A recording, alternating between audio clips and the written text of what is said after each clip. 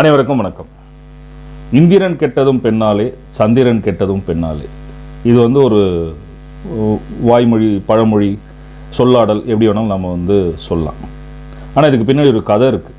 அது என்ன அப்படின்னு பார்த்தீங்கன்னா, குரு பகவான் சந்திரனை தன்னுடைய சிஷ்யனாக ஏற்றுக்கொள்கிறார். அப்போது சிஷ்யனை எடுத்துக்கிட்டால் அந்த காலத்தில் வீட்டில் தான் வச்சு பாடம், வீட்டு திண்ணையில் வச்சு பாடம் சொல்லி கொடுக்குறது அந்த மாதிரி இருக்குன்னு வச்சுக்கோங்களேன். இது ஒரு கதை தான் நம்ம பார்க்குறோம். அப்போ குரு பகவான் கிரகம் வீடு வச்சுருந்தா அது திண்ணை இருந்துச்சு, அங்கே சந்திரன் உட்காந்துற, இந்த ஆய்வுக்குள்ளலாம் போக வேண்டாம்.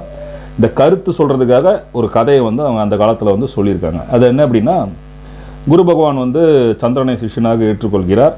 அப்போது சந்திரன் அவங்க வீட்டுக்கு போக வர குருவின் மனைவியான தாராதேவி இவங்க சந்திரனுடைய அழகில் மயங்கி சந்திரனோடு தவறு செய்து விடுகிறார்கள். தவறுனா உங்களுக்கு புரியும்னு நினைக்கிறேன்.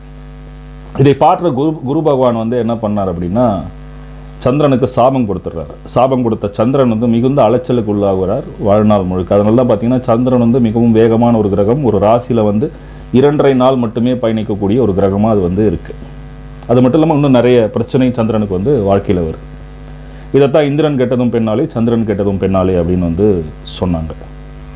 இதை ஜோதிட ரீதியாக, ஜாதக ரீதியாக எடுத்துக்கொள்ள முடியுமா அப்படின்னா கண்டிப்பாக எடுத்துக்கொள்ள முடியும். குரு சந்திரன் சேர்ந்திருந்தால் அதுக்கு கஜகேசரி யோகம் அப்படின்னு சொல்லிட்டு ஒரு பேர் இருக்குது. ஆனால் அதே குரு சந்திரன் ஒரு ஜாதகத்தில் 7ஆம் இடத்தில் சேர்ந்திருந்தால் நிச்சயமாக ஆணாக இருந்தாலும் பெண்ணாக இருந்தாலும் திருமண வாழ்க்கையில் ஒரு பிரிவினை அப்படின்றது ஏற்படும். ஏன் ஏற்படும் அப்படின்னா, நான் முதல்ல சொன்ன கதையும் இப்போ நான் சொன்ன இந்த ஜோதிட கான்செப்ட் கூட ஒத்து பார்த்தீங்கன்னா எதனால் வரும் அப்படின்றது உங்களுக்கு புரியும். அது மட்டும் கிடையாது, இதை புலிப்பணியை பாடியிருக்காரு. பாரப்பா பால் நிலவும் பரமகுருவும் 7இல் ஏற கோதையவள் விலகிடுவாள்.